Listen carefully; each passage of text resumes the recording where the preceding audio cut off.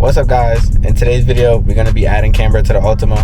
But again, we got to run to AutoZone to get some stuff that we need, and then we'll get into the rest of the video.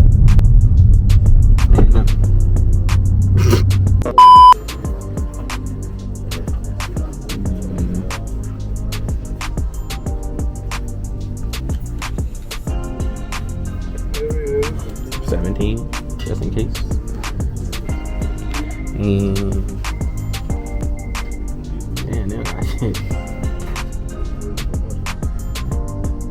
See, this technically has drill bits, even though it's a bolt extractor.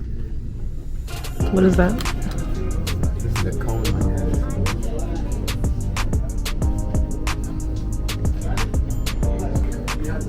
Thank you.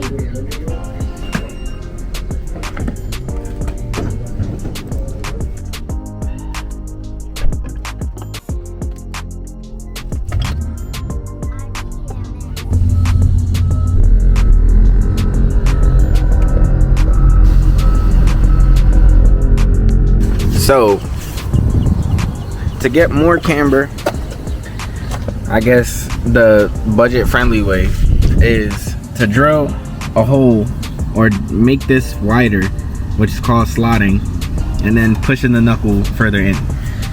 Now before doing that, this goes into play because if you push it too far in, it's gonna get stuck here on the little ridge. But also clearance, I don't know if you guys can see clearance in the back. So I only have maybe an inch, give or take, to push. So I only get to push this in an inch. But some cars, you get a lot more clearance to do so. But this is just for the Altima.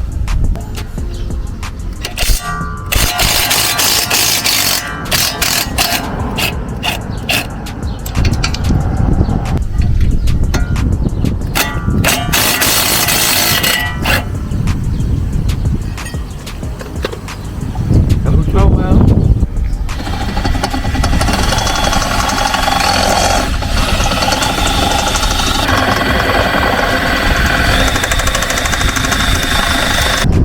So, if you guys can see, the hole was a regular hole, and now it's getting wider. So we're just gonna keep going that way as much as possible until the bolt could go through smoothly.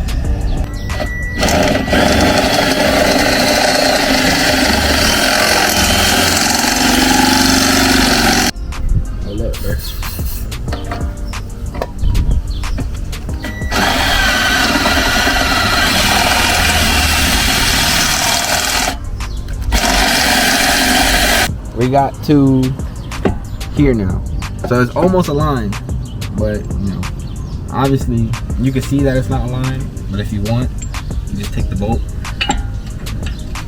You kind of get a feel for how much is left. So we just have like this little bottom piece, and then we got to do the other side. So what you want is for the bolt to sit in. Obviously I didn't do the other side, so it's not gonna go to the other side, but this, the knuckle is pushed all the way as far as it can be in, and the bolt still goes through. So that's what you want. Now you just gotta match the other side. As long as the other side the bolt comes out of, you're good.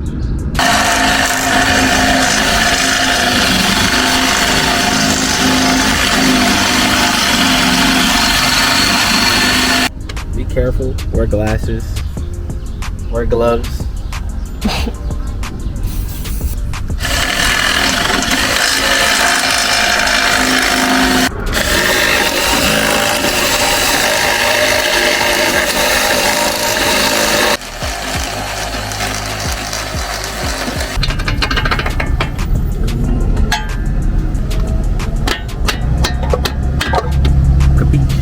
Look at that. So this is what it should look like being all done. It has a gap. It's not gonna seem like a lot because obviously the nut and bolt is covering a lot of the gap.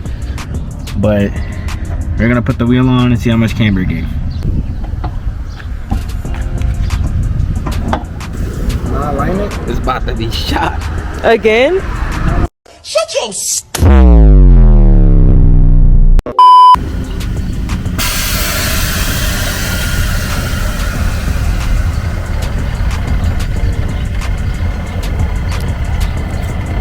How do you feel about it now that you finished putting on everything? I need it to be lower and more camber. I'll do the same thing on this side. Shit.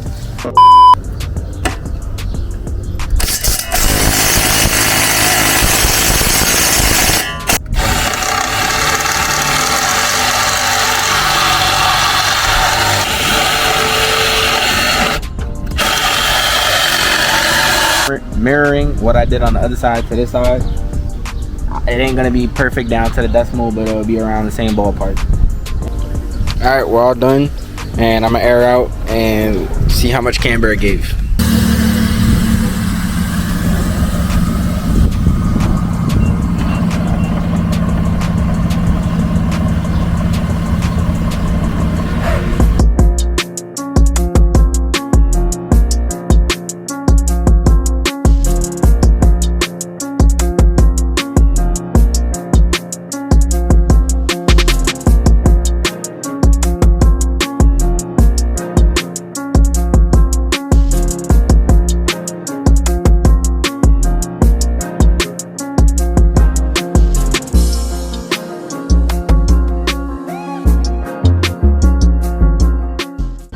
So basically everything's all done, almost to the same. I feel like I needed to go more, or somehow the one side is like off by a little bit to not match the other side. I kept thinking there was something wrong with this side, like it was a little bit off, but when I started driving I was only rubbing on the passenger side. So after looking at it, the fender, or you know, the person who had the car before me, whatever the case, the fender isn't as good as the driver's side fender. So the brackets, or like the little mounting points that's under, all got fucked up and it's bent. So it was bending into the tire compared to the driver's side where nothing's touching at all. There's no rubbing or anything like that.